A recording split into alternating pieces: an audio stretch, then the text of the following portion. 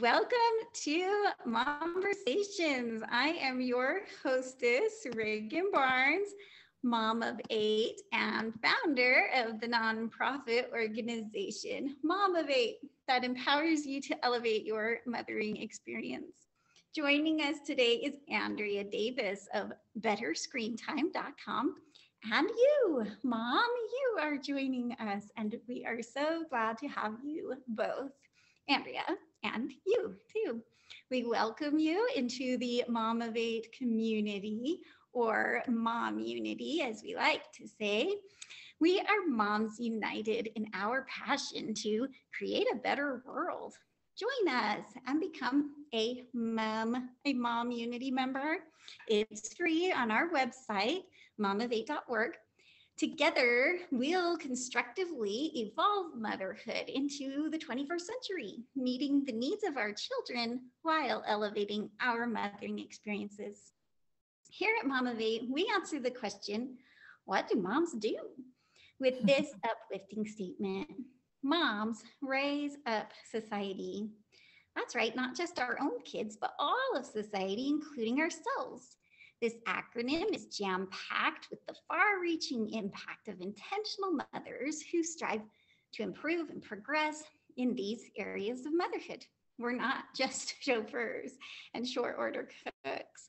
As we take on the repetitive, loving work that shapes our children, it shapes us too. And it makes an impact that goes beyond our homes because as moms, we are uniquely positioned to influence society one-on-one. Today, with our special guest, Andrea, we're going to focus on the schedules and systems category of this Raise Up acronym. And we're just going to get even more narrow. We're going to dig deep into the specific subcategory of media management. This is an area that is pretty new in terms of motherhood. For centuries upon centuries, moms didn't have to worry about, is my child watching too much TV? Or whether movies are too violent or sexual. But starting just a few decades ago, various forms of media became part of family life. And moms had to start asking the tough questions and seeking ways to prevent as well as resolve issues related to movies, television, and now the internet and cell phones. With technology evolving so quickly, a challenge is that we can't call our moms and ask them how they handled it with their kids because these things just didn't exist. We are forging new parenting paths. And so it's really inspiring and empowering when a fellow mom like Andrea has taken initiative and figured some things out that will give us guidance in this strange new world. So we are now going to turn off the slides and introduce Andrea more in person. So here we go. Andrea, welcome. It's so good to have you here with us. Thank you. Yeah, we're gonna tell our viewers a little bit about you, that you come from a background as a secondary educator. And that means like high school, right? What junior high and high school. Yeah, I actually taught junior high state history, and then I later taught college beginning Spanish. So, oh, how fun. Well, then you took on a second job, really, as a screen time navigator, right? With your own children. Yes. And you even decided to start betterscreentime.com. And I'm so excited for you to share with us these ideas that you've tested on your own family. Yeah, I'm excited. Yeah, I like it. You called it the tech trenches, as you have been through those things, and kind of consider yourself on a mission, so to speak, to help parents worry less about tech and connect more with their kids. So are you joining us from Oregon? Is that right? Yep. Yes. Yep. Hood River, Oregon. It's about an hour east of Portland. Okay. And you live there with your husband and 5 kids. And I remember as we made the decisions about when to have this interview, it was kind of hard for you to decide because you spend so much time outdoors. Yeah, that's why my hair is still wet. Because I was sweaty and I ran and took a shower right before this. Well, thank you for, even though we can't smell you through the. Yes. That really It is clean. It's clean wet. I took a shower. You're cutting short your fun outdoors time to help us with these things. So if we continue on that metaphor of how this screen time part of parenting just feels overwhelmingly like a thick jungle. I mean, there's predators just lurking in the shadows, and I'm hoping that you'll come through with your machete and just pave out pathway for us to follow and teach us. I mean, if it's that jungle, right? There's quicksand, there might be booby traps. Oh, that makes me think of pornography. Oh dear. Mm-hmm.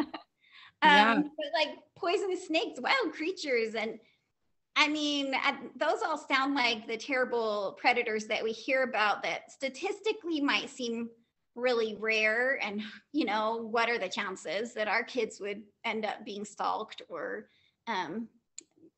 you know, but really there's these other issues that are much more common. I mean, they're daily of trying to keep our kids from becoming addicted to video games, or there's just, you know, so it's not really just a matter of keeping my kids from those predators out there, but also just the day in and the day out of the bad habits of TV. I mean, it is true that there are addictions and things like that.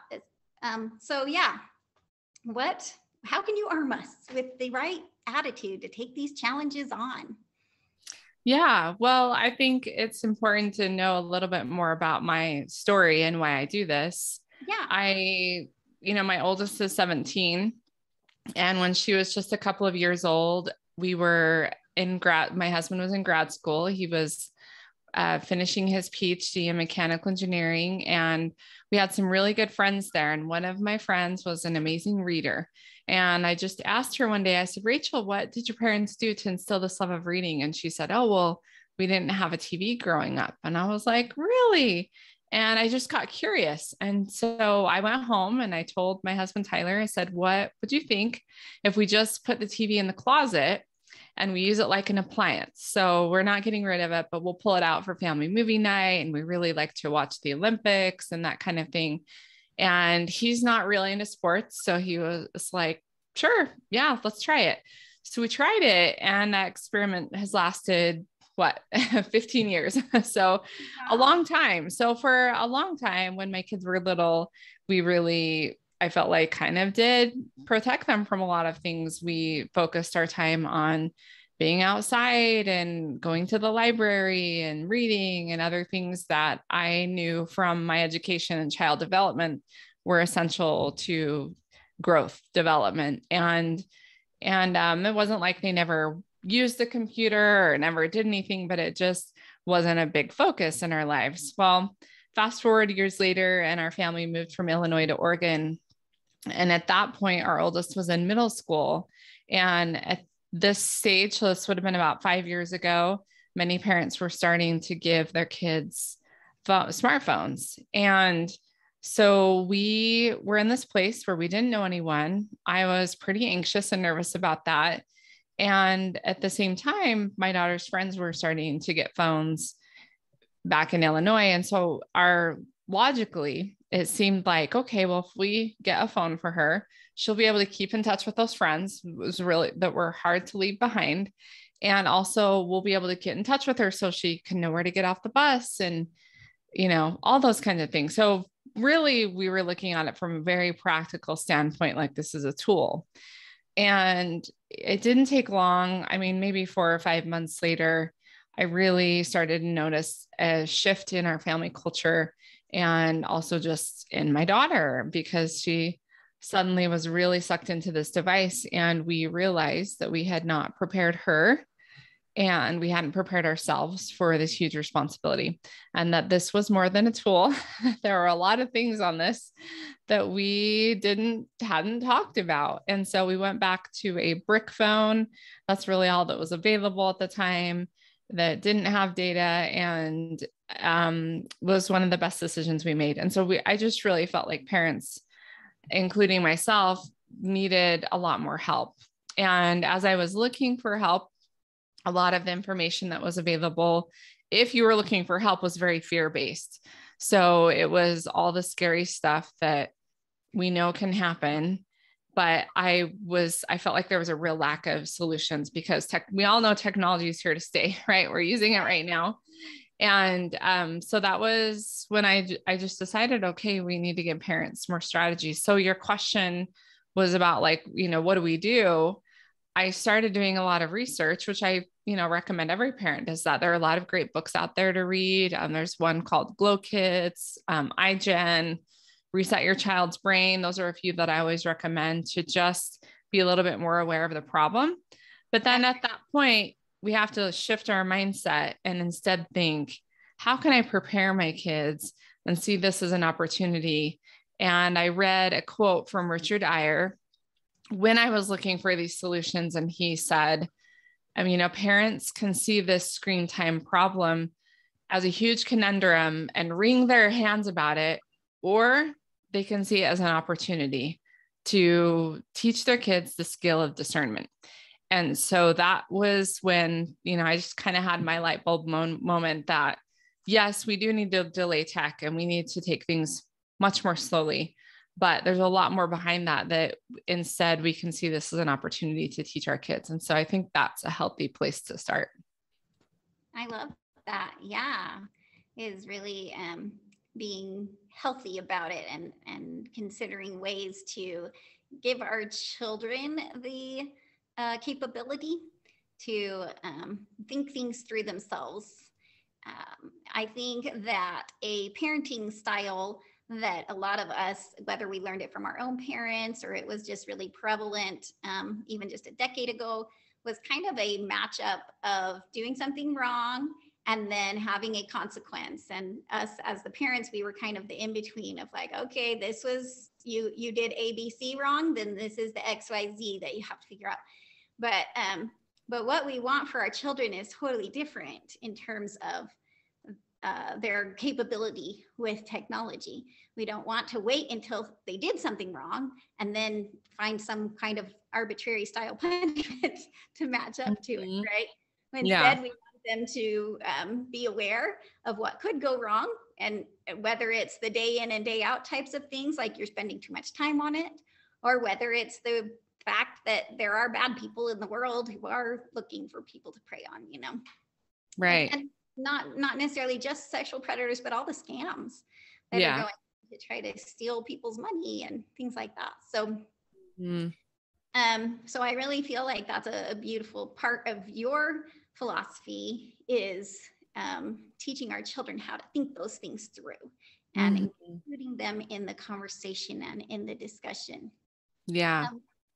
When you and I were preparing, you sent me some slides that I have put into my slideshow. So we're going to start sharing our slides again and kind of work through some of these attitudes again that we're trying to learn. So it's not just the matching up of the behavior with the consequence, but one of them was this idea of how can you reward your kids with your time instead of with screen time. Now, I think that's a lovely concept, but quite honestly, so many of us use screen time as a reward system because it's such an effective motivator. Unfortunately, like our kids, they're like, hey, Mom, I want to watch a movie. And I'm looking around and I'm like, oh, the trash needs to be taken out. Oh, they need to clean their room. Oh, and they'll be like, okay, I'll take out the trash. I'll clean my room. Yes, just let me have TV, So as moms, sometimes we're just overbooked and we need maybe to use the TV as a babysitter or something like that while we get something else done. And I hate to admit it, But that's kind of the wrong attitude that I'd love to hear your help in just developing this drastically different attitude that you have in this little quote here. Yeah. Well, this came because I started really doing a lot of research about habit, excuse me, about habit formation.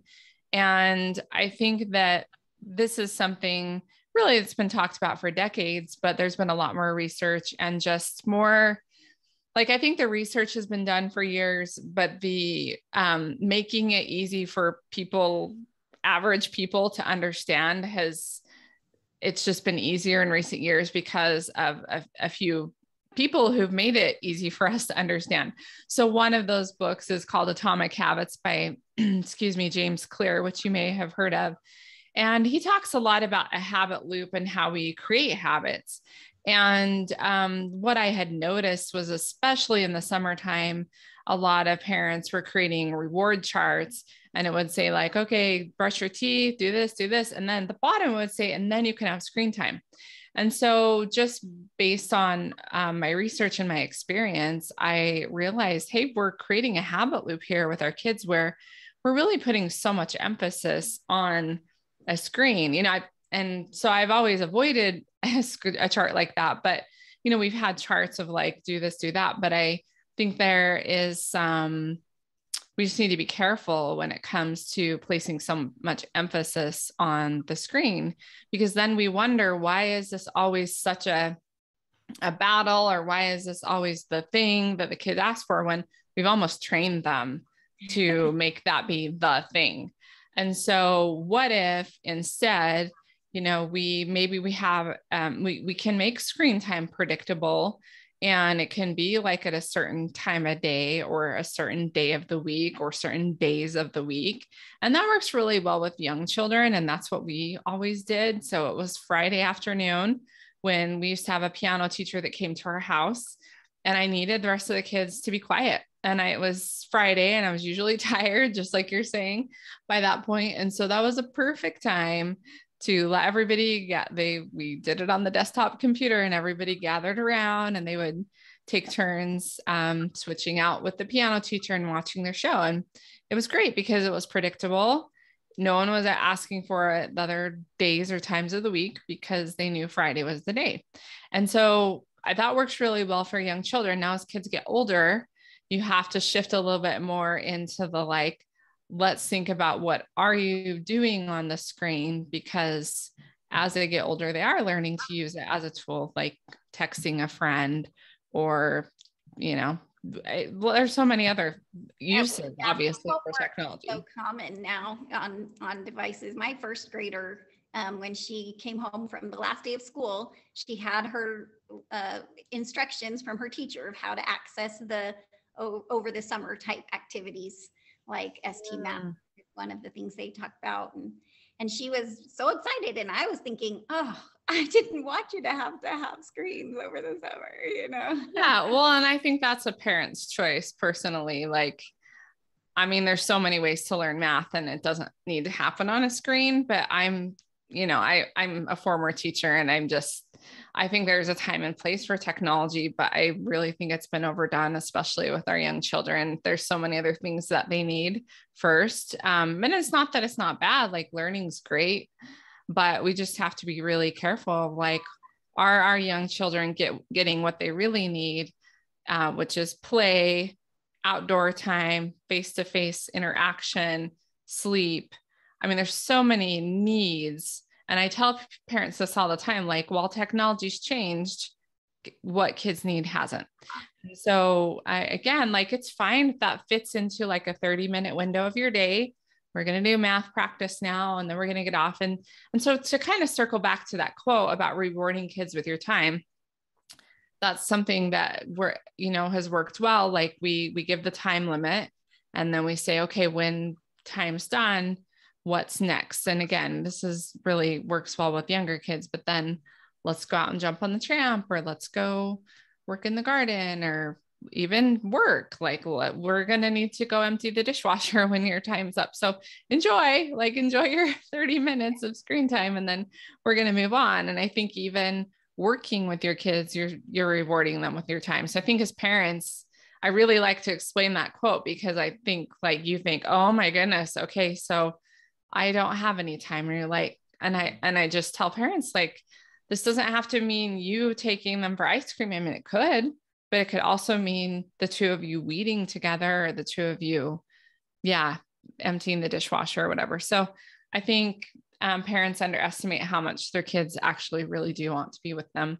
And it's something that I have to remind myself of all the time, because for as a mom, your work's never done. It's never done. And I think especially in today's world where you're doing what you're doing and I'm doing what I'm doing, and a lot of our work is on technology. And so that can be tricky, but just like explain to our kids what we're doing, and then having times where we're just off. So that's great. Yeah. And you can see it being used as a tool to fulfill your mission. Well, I'm going to move on to the next slide. Again, this was provided by you, and it shows kind of like stair steps. Like you call it the smartphone stair steps. So can you talk us through that? Yeah. So after making the mistake of handing over a device too soon, we then actually created a self-evaluation with our kids where we asked them, what does it mean to be responsible? What does it mean to be emotionally mature? And we kind of went through these things like, oh, you get up for school on time. I don't remember if I sent that slide to you or not, or that picture of our self-evaluation, but that's really where it starts, is talking about like, when am I ready for this first step? Do I do my chores without being asked? Am I kind to my siblings? And parents can, download that on our website on betterscreentime.com, those questions when their child or teen is asking for a phone. But once you've established the need and their readiness, then this is a great place to start. So initially, you're going to want to start with something very, very basic that has no internet access. So we really like the Gab phone. There are a couple of other phones out there now, Pinwheel and Trumi, where you can do a very basic plan with no apps or anything else on it. I love Gab because it has absolutely no internet access. So you just know, like, they can text, they can use the calendar, they can use a calculator, and that's nice. But they still can connect with you and connect with their friends. And then you might transition to maybe once they're getting a little bit older, you are transitioning to a real smartphone, but you're still not allowing access to lots of apps. And then that third step is perhaps there's an app from your church or from the school or from their sports team that they need or want to use. And so that's a point of conversation between you and your child about, okay, what are maybe some useful apps? So at this stage, we're thinking very useful and no social media.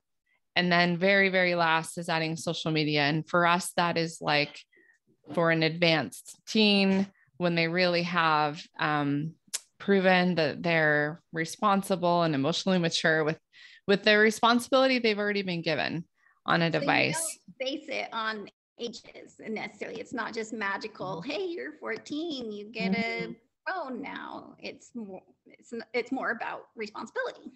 Yeah. And it's just, you have 8 kids, so you know this really well. All kids are different. Right? Yes. So you have to really look at that and take that into consideration. Yes. Well, the next slide that we'll look at is about the filters. And this one says that when your kids are young, it's you as the parent that is really their best filter. And as those kids are growing, they need to also be growing their own internal filters so that they have that. So can I just ask where this puts you in terms of buying like a digital filter? Do you recommend it?